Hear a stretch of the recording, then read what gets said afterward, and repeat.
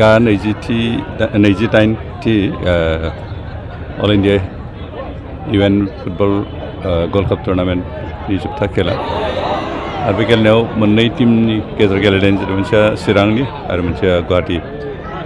club दासिमहालागै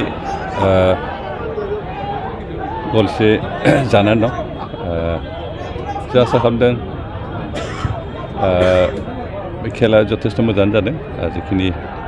ओरैनो खोब एक्साइटिं जानांगौमोन एसे स्ल' जादों खिन्थु थेवबो जिखिनि मोजां जादों रावबो जखम जालायाखै फ्रेन्डलि गेलेनाय जादों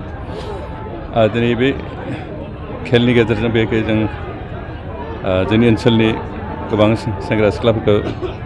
गेलेनायनि प्रति दावगाहोनो थाखाय थुलुंगा मोनसे होनाय जादों जों आसा खालामदों खेलखौ जों दैदेनलांबाय थागोन दिनै जे खेल बेयो गासै स्टार्टिंनिफ्राय जों गासै 10 टीमनि गेलेहोनाय जादोंमोन बे 10 टीमनि गेलेनायनि उनाव मोननै टीमा जिहेतु फाइनाल थांबाय चिरां आरो गुवाहाटि टीमा आरो दिनै जोबथा खेला जाबाय जिखिनि बेखौ जों साबायखर होदों कमिटिनि आफादगिरि हिसाबै कमिटिनि जायफोर मेम्बारफ्रा बे खेलखौ मोजाङै दैदेनबाय बिथांमोनखौ आङो साबायखर होदों लोगोसे जायफोर टीमफ्रा बाहागो लादोंमोन बाहागो लानानै बे खेलाखौ मोजाङै जाफुंहोनायाव हेफाजाब खालामो बिथांमोनखौ साबायखर होदों आरो जि रेफारिफ्रा बे खेलखौ स्टार्टिंनिफ्राय दासिमहालागै मोजाङै दैदेनबोगासिनो गेजेराव जेबो दावराव दावसि जायालासेनो बेनि थाखाय रेफारिफोरखौ साबायखर होदों आरो जायफोर दिनै बिभिन्न बिटिआर ओनसोलनि गोबां रायजो राजाफ्रा बे गेलेनायखौ नायनानै जोंनि गेलेगिरिफोरखौ थुलुंगा होदों बिथांमोनखौ साबायखर होदों खारन नायग्रा थायाबा गेलेग्राफ्राल'बो गेलेनो मोजां मोना गोसोआव मा बुंगोन इनकारेजमेन्ट मोना बेनिखायनो इनकारेज होग्रा गेलेग्रा दैदेनग्रा गासैखौबो साबायखर होदों आरो जों फैगौ समफ्राव बिदिनो गेलेनाय मागोन जों बे बिटिआर ओनसोलाव फुटबल खेलाखौ जेसेबां हायो जौगाहोनो थाखाय नाजागोन बेनिखायनो जों थांनाय बावैसो सिगाङावनो जों 6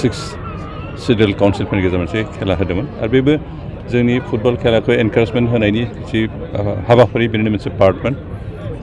जों बेनिखायनो दिनै बे नाजानायनि थाखायनो बर'लेण्डनि मोनसे टीम दिनै सन्तोष ट्रफिनि मोनसे खेलायाव बाहागो लानायनि मोनसे खाबु मोनदों आरो जों आसा खालामदों बेदिनो जों नेसनेल गेमहालागै बा इन्टारनेसनेल गेमफ्रावबो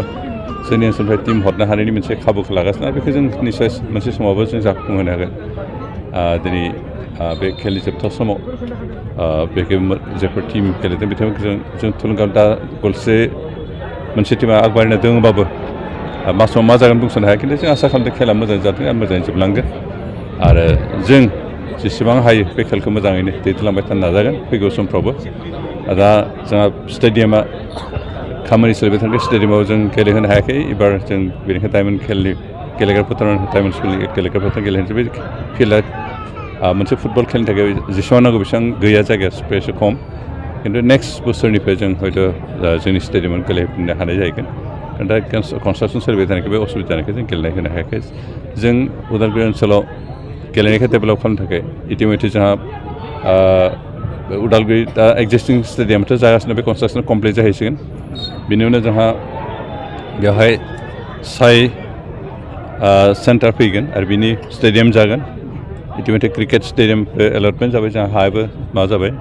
इनडर स्टेडियामबो हा एलटमेन्ट जाबाय बेखौ बावैनो कनस्ट्राक्सना स्टार्ट जासिगोन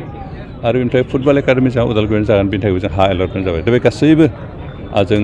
जेसेबां हायोबो बोसोरनै सरकारनि गेजेरावनो बेखिनिखौ मावफुंदों आरो बेखौ जों साक्सेस जाहोगोन जिहेतु जानायनि लामायाव फैबाय